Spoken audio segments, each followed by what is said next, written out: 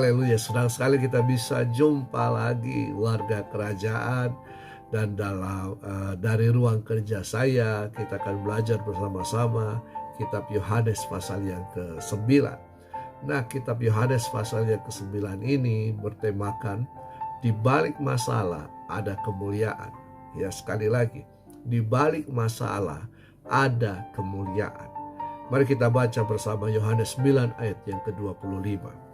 Yohanes 9 ayat 25, jawabnya, apakah orang itu berdosa? Aku tidak tahu. Tetapi satu hal aku tahu, yaitu bahwa aku tadinya buta dan sekarang dapat melihat.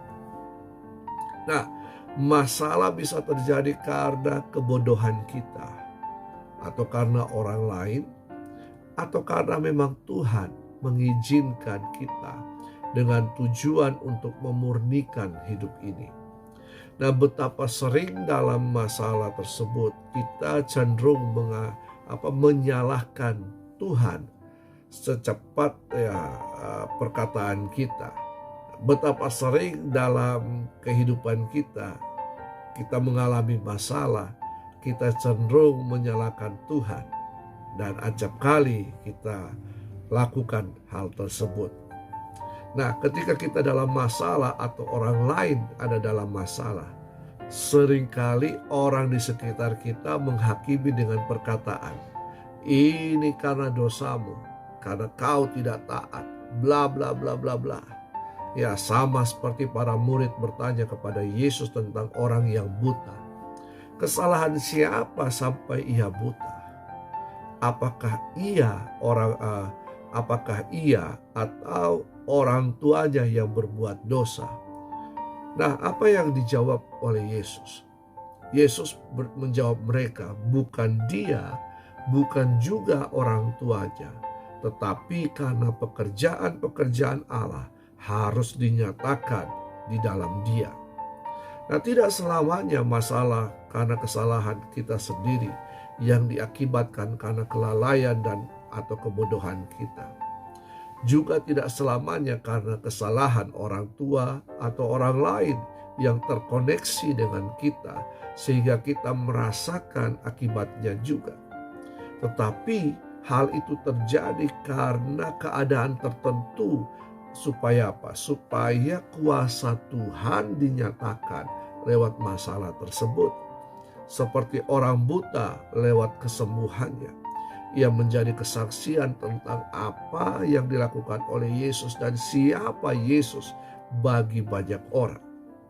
Nah, jika kita hari ini sedang menghadapi masalah, mari kita periksa bersama-sama. Nah, jika itu karena dosa atau kesalahan, maka kita harus bertobat dan segera minta ampun sama Tuhan dan minta tolong Tuhan menolong supaya kita bisa keluar dari masalah tersebut. Nah, jika tidak, maka sadari bahwa Tuhan sedang memproses kehidupan kita, sedang memurnikan, Ia sedang mengerjakan hal yang baik dalam kehidupan kita. Dia sedang mengerjakan hal yang indah dalam kehidupan kita untuk kemuliaan namanya. Jadi ketika kita ada dalam masalah, jangan ngomel, jangan mengeluh, jangan bahkan sampai menyalahkan Tuhan. Tetapi ketika kita ada di dalam masalah, mari kita tetaplah bersyukur bahwa karena masalah tersebut berarti saya masih hidup, salah satu alasannya. Atau alasan yang lain, ya saya percaya bahwa Tuhan akan melakukan perkara mujizat lewat masalah saya.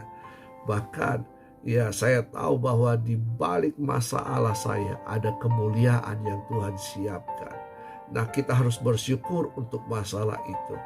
Kita harus berharap dan berserah kepada Tuhan karena kita percaya bahwa di balik masalah, di balik setiap masalah itu tidak akan pernah menjatuhkan kehidupan kita. Tapi karena respon kita bisa jatuh karena masalah tersebut. Tetapi Tuhan mau di balik masalah kita akan melihat kemuliaan Tuhan. Di balik masalah kita akan melihat mujizat Tuhan. Di di balik masalah kita akan melihat kebesaran Tuhan yang luar biasa. Haleluya. Sampai nanti kita di Yohanes pasal yang ke-10. Tuhan Yesus memberkati.